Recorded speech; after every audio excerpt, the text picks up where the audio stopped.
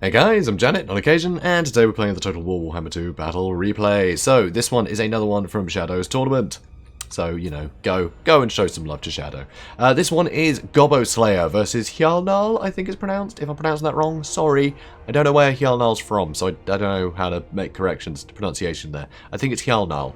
But anyway, Gobbo Slayer, that's nice and easy to say. I hope I'm saying that right. Anyway, here you can see he's against Lisbon, and so of course he's got a front line of Longbeards. This is really typical. They've got a ton of armor, so they're really good at sort of surviving against things like Saurus Warriors and the like. But also, you know, they're not really there to be the damage dealers. They're just there to be immune to psychology. They're never going to budge. You know, they have to be pretty much wiped out to go anywhere. They are very good like that. Very robust, and that immune psychology is vital when there's a load of big stompy dinosaurs running around. And big stompy dinosaurs, they have their own counters too. There's Giant Slayers here. This is probably the only matchup where Giant Slayers are truly wonderful. I absolutely love them here. Huge armor-piercing values and huge anti-large. 50 melee attack. Absolutely wonderful. They cost more than the regular Slayers, but just that armor piercing, it can shred dinosaurs so quickly. Still very flimsy though, so you know, something with 0 armor, it's pretty expensive to have. So you've got to be careful with them. Make sure you don't throw them into anything frivolous. Same here with the Dragonback Slayers. These guys will slow things down too when they attack, which is nice. So they don't have the armor piercing, but they can still take down big monsters pretty damn well because they can stay on them really well by slowing them down. And of course they do have the anti-large and good weapon strength anyway, so they're pretty great. Also a Rune Lord, pretty typical. Has nothing but the Master Rune, Wrath and Ruin. Again, slows things down. It really helps control the pace of things. Also, Grumbling Guard. I mean, they're just so robust. They've got really good armor-piercing values, really good melee attack and defense. For a dwarf anyway, you know, melee attack is usually not very high for dwarves, but these guys are pretty damn good, and really good armor-piercing values. And again, immune psychology, and they'll keep everyone fresh nearby. But here, Trollhammer Torpedoes, I think my favourite unit in this matchup. They just do so much damage. One volley, and a dinosaur's going to rampage, and then you can do what you want with it. It's amazing. They defend themselves by being so offensive, because, you know, they'll hit something that is a big threat to them, it'll rampage and end up fighting not them, it'll end up fighting something else because it rampages. So that's wonderful. These guys are so good. I mean, huge anti-large and armor piercing, just wonderful. Also here, there's an organ gun. You never see these. I love this. So organ gun, great for killing all the Saurus Warriors. Lovely. So these guys might be able to hold the line, but they won't necessarily get a lot of killing done, so you want more killing power here. Also, there's some miners of blasting charges. Blasting charges are really good against skinks, actually. They will kill quite a few skinks, so it is nice, and they have armor piercing to help, you know, fight any of the armored stuff. Also, some Thunderers, some more armor piercing, and Ulthar's Raiders. These guys are a brilliant addition, because that huge debuff that they have, what's it called? The something of Ulthar. Marked by Ulthar, that's the one. So you can see here, huge debuff to missile parry with shields, huge debuff to missile resistance, and a big debuff to armor as well. It just makes anything you hit with that, if it's followed up by the Iron Drakes or the organ gun, that's dead. It's gonna die real quick. So absolutely wonderful. So I love this army. I think this is a really good one. And so is his opponents, though. You can see he's got a couple of skinks on the outside. Some of them got blasted a bit by the organ gun. So there's a couple of skinks. You want something nice and quick like skinks because they can get into the back line. They won't necessarily kill the stuff, but they can bother things like rangers or get on top of slayers where they will actually be very cost effective. They're just a real nuisance because they are very quick. The front line, Saurus Warriors, very robust. They're not going to die in a hurry. And, you know, good weapon strength, so they will do well. Things like slayers. You don't want fighting something like a Saurus Warrior, you know, really good weapon strength, so against unarmored units they'll be great, but they will struggle a bit to deal with things like Longbeards. They just won't get through that armor very well, but he's got Croxagores for that. 3 units of Croxagores, very scary, and he has Bastille along with Revivification Crystal, so we can get some healing in there too. Also back here, a Slan Mage of Light with Birona's Time Warp. I love this spell.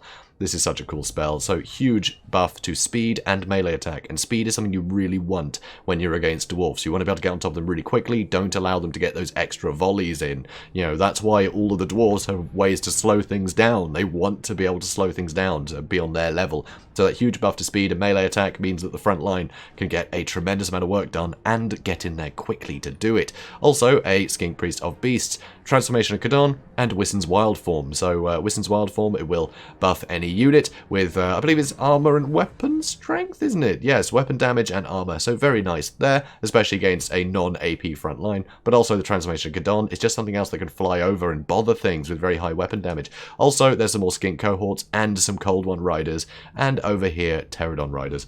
So, speeding things up. You can see there's a lot of variety here. There's a lot of ways to pester the back line. You know, even just the skinks getting in.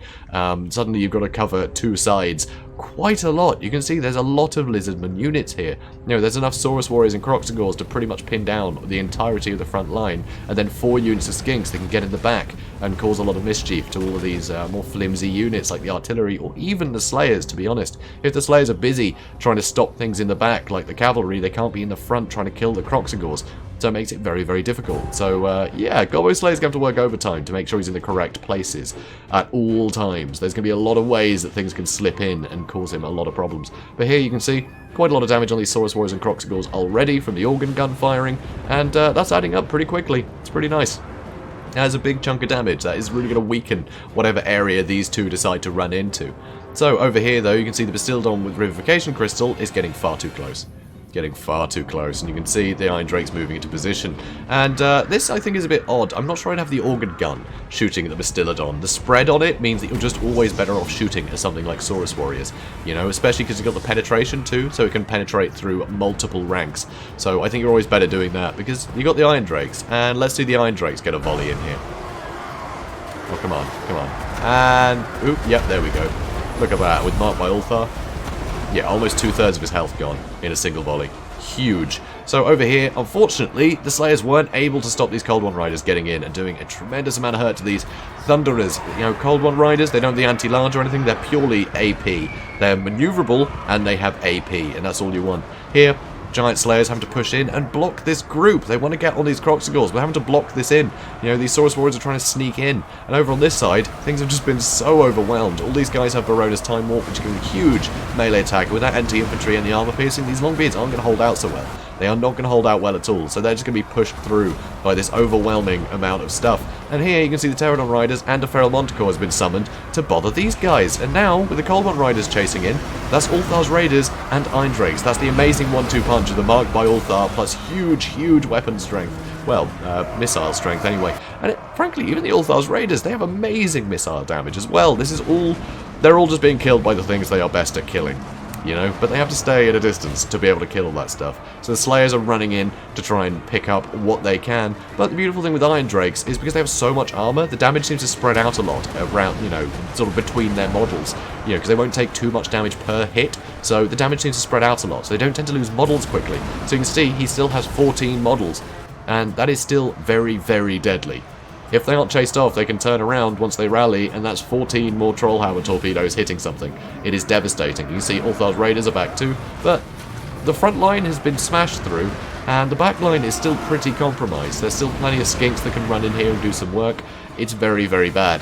Here you can see, though, the Rune Lord is trying to hold out. He's been using the old Master Rune of Wrath and Ruin on a load of the Saurus Warriors coming in. Oh, and here we go, Cold One Riders. They had rampaged while they were fighting these miners, but they got a cold-blooded, so they unrampaged, and now they can be maneuvered again and charge in again.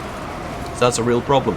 Here, though, the Giant Slayers, they've been fighting Saurus Warriors the whole time, and they have not been trading cost-effectively. They are getting slaughtered, and that is very bad. So here you can see another Rune of Wrath and Ruin on one of these guys. There we go, on this unit. So it definitely helps. It's on the healthiest unit. It'll slow him down, do some damage, which is very worthwhile. But another Barona's Time Warp, just giving huge melee attack buffs.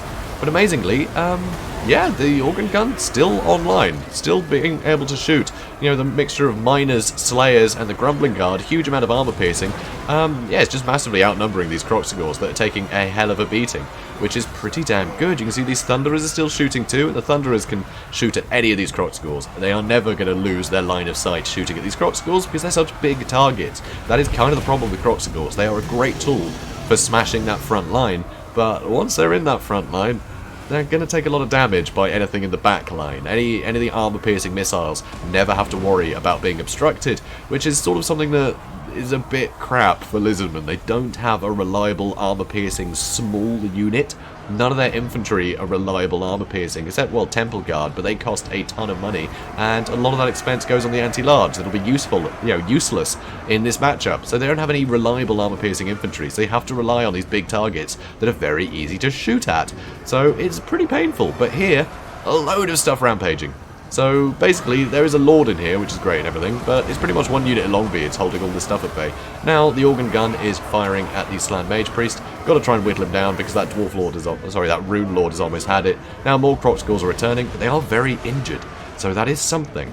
That is something. Honestly here, I think I get the organ gun to shoot at the Croxigores, because I don't think it can get... Actually, you know what? I think it might actually have line of sight through this. God, shoot into that crowd. Be amazing. Because here you can see one has stopped rampaging. So now, what really needs to be done is just pull these Saurus Warriors out, up and around.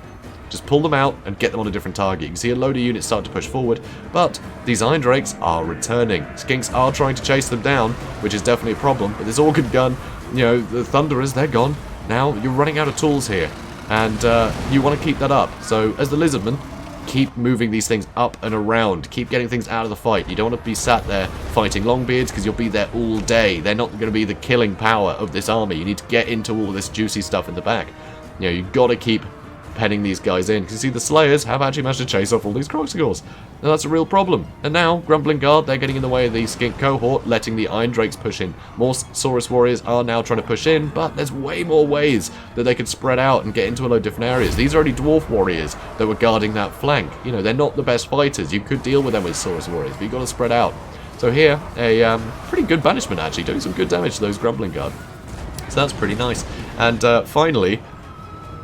No, I say finally. No, they're going for these guys. They're going for the Slayers. I mean, they could get into the organ gun here, but they're just not. And now the Grumbling Guard are following them up. A load of the cannons are actually in the way, so the crews aren't taking a huge amount of damage yet. They have actually lost one of the cannons, which is a bit sad. But yeah, these Saurus Warriors getting flanked like that by the Grumbling Guard, they're taking a lot of punishment. And now, you can see here, the Thunderers are shooting into them.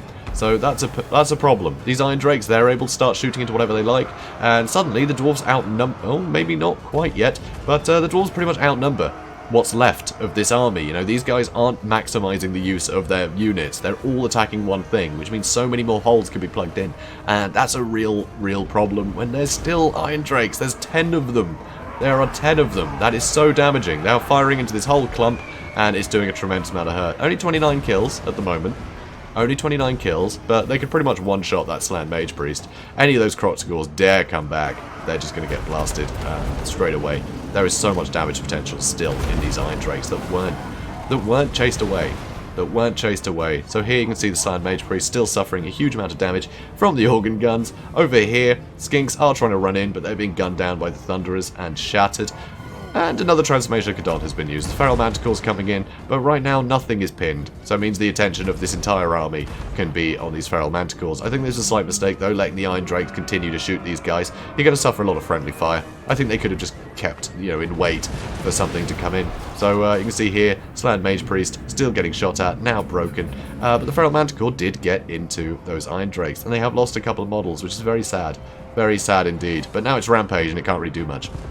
So it's just going to be attacking whatever at the moment, which is still these Iron Drakes.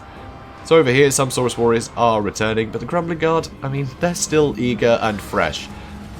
These guys, exhausted. So the Grumbling Guard, still totally healthy. They can do what they like. None of this can hold up to them at this point. Point blank shots into this Feral Manticore, and Slant Mage Priest still getting shot at, now dead. So now it's just this boy. That's right, it's just this guy left. King Priest of Heavens. He was chasing away the Rune Lord. That has actually come back. Wow, I didn't realise that when I first looked at this. But the Rune Lord is back, amazingly. I was not expecting that. But yeah, King Priest is all that left. You know, bounce power, way in the favour of the Dwarfs. So it won't be long. Won't be long. We just have to wait for this guy to turn up. But here, yeah, these organ guns, they continue to shoot into the back of these. They're facing this way at the moment, because of course they just finished off the Slant Mage Priest. But he could turn around and start shooting at these guys. It might help tip the balance of power into army losses, because, well, this Skink Priest is taking his time. He is taking his time. Any day now. Come on, I've got places to be. Come on. Come on, Skink. I thought Skinks were quick. Come on, buddy. Oh well. So these guys are returning, and the organ gun is changing direction. And yep, as they start trying to run in again, another big volley just tears through a ton of them. Oof, that's brutal. Yeah, some more shots. Finally out of ammunition though. Just in time. Just in time. So here's Skink Priest wavering and breaks. And that is victory. Pyrrhic victory. It looked so bad for the dwarfs. Just so bad. Actually, HjalleNalle here, he had the perfect... Sorry, I just hit a tray that's on my desk, if you're wondering what that noise was. But yeah, HjalleNalle had a brilliant early engagement. You know, Barona's Time Warp just allows those Croxigores just lay waste to those Longbeards. Just push through them so quickly. I mean, look at that. 0 and 3 kills. That is a huge amount of expense that was just lost. You know, he had the cold ones, and what else did he have? Skinks in the back line. He had so much stuff harassing the back line. I mean, Ulthar's Raiders got basically wiped out immediately, as did the Iron Drakes with Trollhammer torpedoes. Sadly, though, he kind of ran in with Bastillodon a bit too haphazardly. If you got Revivification Crystal, it's always going to be the first target. You know, if you got a choice of that and everything else, you're going to go for that first, you know, because you don't want all of this stuff getting healed up and lasting longer. So no, you go for the Bastillodon first. It's the easiest thing to wipe out. So it's a bit of a pity letting that Bastillodon be in range early on. I mean, sure, some of the Croxagores would have taken the damage, but you could have healed them back up again, you know, with the Bastillodon. But no, that didn't happen. So by the time he got into the back line, that was a pretty costly thing to lose, but there was just so much in the back line that got completely wasted. The Giant Slayers, they got caught up on Saurus Warriors because the numbers here were actually pretty damn favourable for the Lizardmen. All of this stuff was charging into melee, and a lot of this stuff just wanted to hang back and not do anything. There's 4 ranged units here, so the front line was completely outnumbered by the Lizardmen, but unfortunately HjalleNalle didn't make use of his numbers, and he allowed that back line just to come back. He allowed several units of Saurus Warriors to be fighting one unit, and that really screwed him in the end. So yeah, it was really close. I can imagine he got complacent, because it seemed like it was going to be a Lizardman victory. And yeah, Dwarfs just hung in there. I mean, that's what Dwarfs do. They'll hang in there. So beautifully played by both players here. God, it could have gone either way. Really, really tense. So guys, if you enjoyed this, please do comment, like, and subscribe, and go say hi to Shadow for me. He's putting on this tournament, and it's hundreds of games. Absolutely hundreds. He's casting every single one. Oh, and also, if I forgot to put the link, let me know, because I'm useless at that. So, yeah, I guess I'll see you guys in the next one. Have a good day, guys.